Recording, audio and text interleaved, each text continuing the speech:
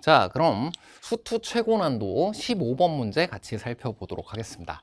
자, 최고난도라고는 했지만 뭐 문제 초반부가 그렇게 어렵진 않아요. 여러분이 자주 보았던 익숙한 상황일 거고요. 곱해져 있으니까 얘가 0이 되거나 얘가 0이 된다. 그래서 이 두 가지 중에 선택형으로 여러분이 갈아탈 수 있는 함수이고, 얘를 택하든 얘를 택하든 한쪽을 계속 택해 나간다고 생각하면 너도 다항함수입니다.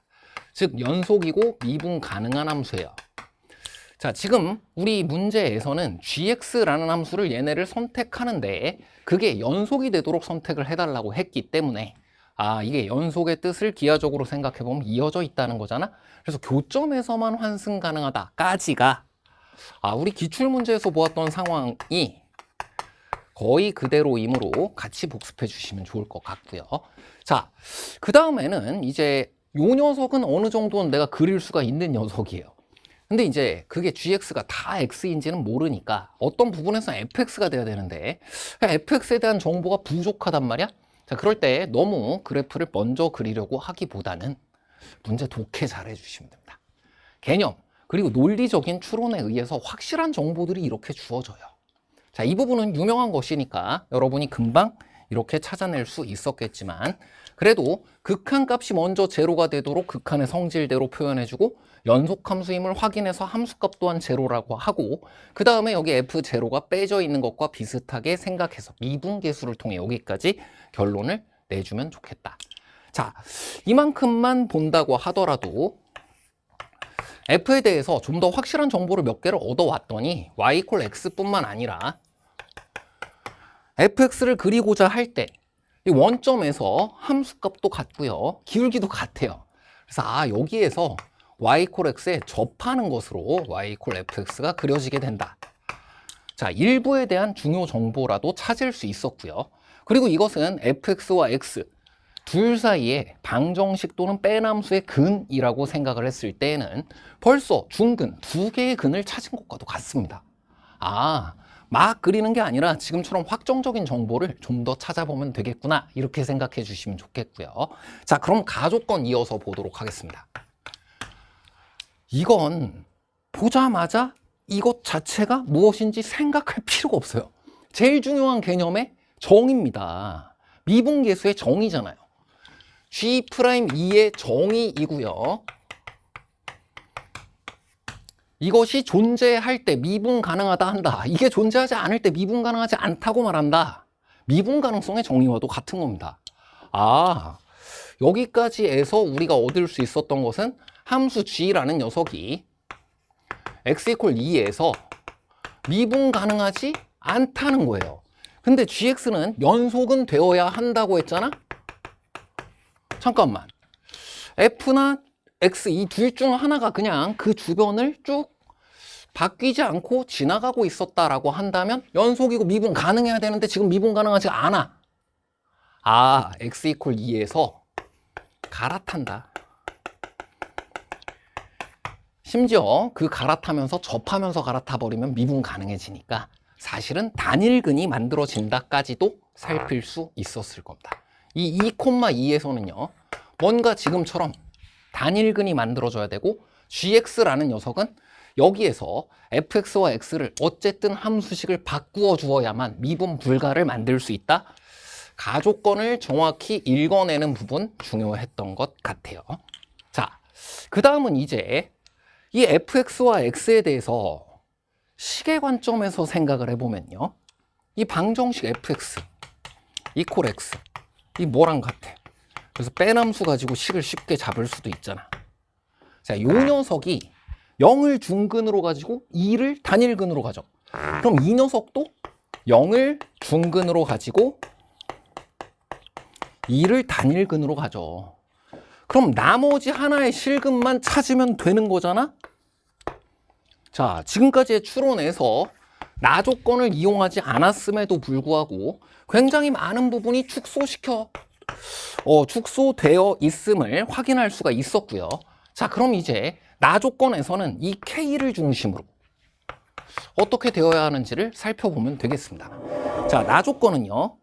최소값 동그라미 쳐두도록 하고요. G-X 마이너스 gx 등식 원점 대칭이다 라고 적어두고요. 자, 최소값을 여기서 논리적으로 잘 독해 및 추론하는 게 중요해요. 수투의 개념들은 모두 논리적인 것들을 다루는 것이 많기 때문에 논리적인 독해 및 추론이 최고난도 문제에서는 반드시 필요하다. 그래서 이 녀석은 최소값이다 라는 이야기는 a 이퀄 4일 때 나 조건이 성립한다 라는 것을 하나를 의미하지만 또 하나 a가 4보다 작다. 그럼 성립하면 안 된다는 것도 말해줘요. 이게 최소값의 정의잖아. 그래서 이 첫 번째 것을 가지고 설명을 해주면요. 자, 여기서부터는 식으로 써도 되고 그림으로 그려도 됩니다. 4 이상을 넣었을 때 원점 대칭이래. 그럼 4차 함수로 되나? 어차피 갈아탈 수 있는 지점이 지금 교점인데 교점으로는 이 둘 빼면 하나밖에 다른 곳에 더 있을 수가 없으니까 그 바깥쪽에 대해서 생각을 할 때 일단 x 그리고 fx 두 개를 먼저 생각해 보는 게 이롭겠지. 아, fx 4차 함수라서 원점 대칭을 만들 수가 없네요. 혹은 한없이 커져갈 때 둘 다 양의 무한대로 발산해야 되니까 4 바깥으로 몽땅 다 4차 함수로 그리는 것은 말도 안 됨. 4 바깥으로는 몽땅 다 지금처럼 되어야 함. a 이퀄 4일 때 나 조건이 성립하는 것을 여기까지 살필 수가 있었습니다. 자, 그럼 이제 두 번째인데, 자, 이 극한을 우리가 공부하는 건요, 한 점, 미시적인 부분, 한 점 되게 중요해. 그랬을 때 그 주변을 정밀 조사하기 위해서 배우는 겁니다. 그리고 뭔가 뭐 극값이라든지 그 주변에 대한 것을 확인해 주는 것에 대해서 정의할 때 이 극한의 개념을 이용하도록 돼 있어요. 그래서 식으로 한다면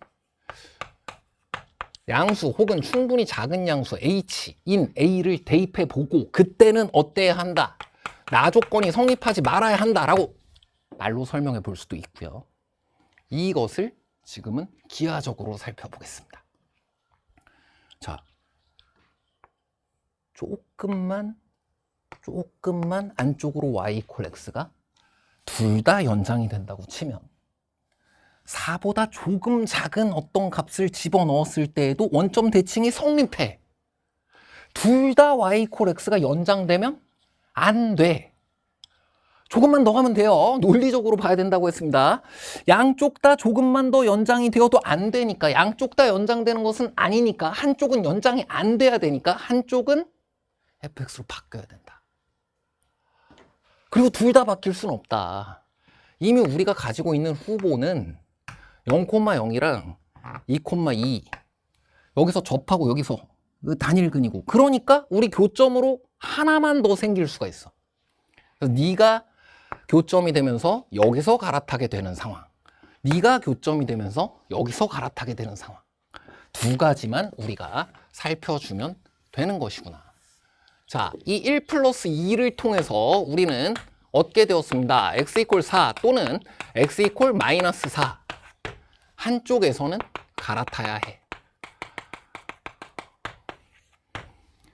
이럴 때 한 번 더 말로 설명해 보세요. 양쪽 다 안 갈아타면 어떻게 된다?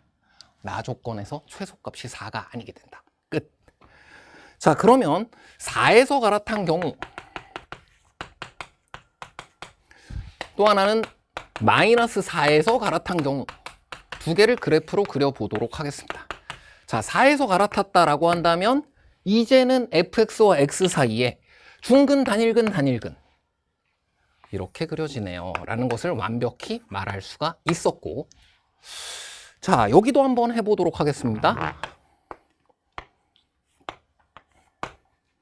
여기가 교점이 되어야 되고 중근이고 단일근. 아, 오케이. 단일근, 중근, 단일근. 이렇게 fx가 그려질 수밖에 없구나. 자, 이 상황에서 물론 함수식을 잡는 것도 가능하고요. 일단은 무엇이 x, 무엇이 f가 되어야 하는지 한번 확인해 보도록 하겠습니다. 여기 바뀌어야 한다고 했으니까 이 부분은 이거일 수밖에 없잖아. 안 바뀌면은 안 된다. 여기서 한 군데에선 바뀌어야 된다. 였거든. 자, 근데 여기에서 안 바뀌게 되었을 시에는 미분 불가점이 안 생깁니다. x 이퀄 2에선 gx가 미분 불가여야 되거든. 그 다음 여기는 교점이 딱히 없으니까 이어질 수밖에 없어요. 이게 gx의 그래프구나. 자, 여기에서는 여기도 이어질 방법이 이거밖에 없어요. 근데 2에서 미분 불가여야 되니까 이거 따라가게 되면 미분 가능해지지. 바뀌어야만 해. 그리고 여긴 접하는데 잠깐만, 양쪽이 모두 안쪽으로 연장되면 안 된다 그랬지? 마이너스 4에서 갈아탄다고 했던 것을 이용을 해주게 되면 지금과 같이 F와 직선 중 어느 쪽을 따라가야 할지를 알 수 있었고요. 자, 이 경우에는 함수식 F를 fx 빼기 x 이퀄 x제곱에 x 빼기 2, x 빼기 4라고 할 수 있고, g3의 값과 g-2의 값을 구할 때 g-2의 값은 직선에서 구하면 됨. g3의 값은 f3으로 구하면 됨. 여기 3f잖아.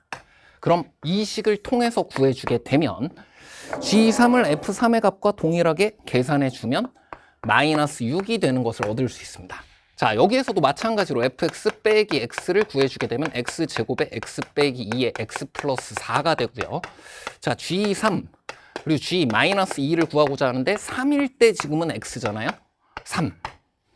g-2를 구하고자 할 때 마이너스 2일 때는 f로 구해주어야 하네. 역시 이것을 이용해서 구해주게 되면 여기서 마이너스 34가 나와서 우리가 원하는 g3, g-2의 값에 두 쌍을 찾을 수가 있었다.